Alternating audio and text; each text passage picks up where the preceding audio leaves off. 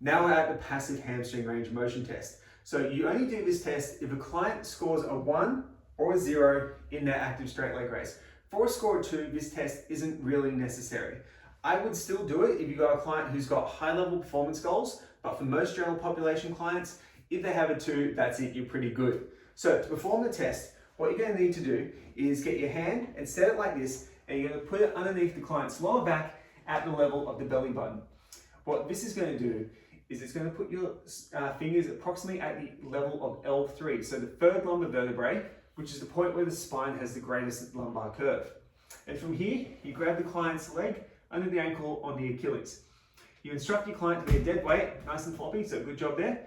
And what you do is you slowly lift their leg up until you feel their lumbar spine flatten and put force into your hand. So it's actually, you feel the spine pushing down. What that means is they've lost hamstring range of motion and they're now starting to get it from the lumbar spine. You can also see it when the hip joint starts to roll up. So if I observe here, hand on the lumbar spine, I lift up slowly, cool, and about there, we can see the hip joint starting to move that way. That indicates they've gone from hamstring range of motion to compensating the hip and the pelvis, and that's where we see the associated lumbar rounding.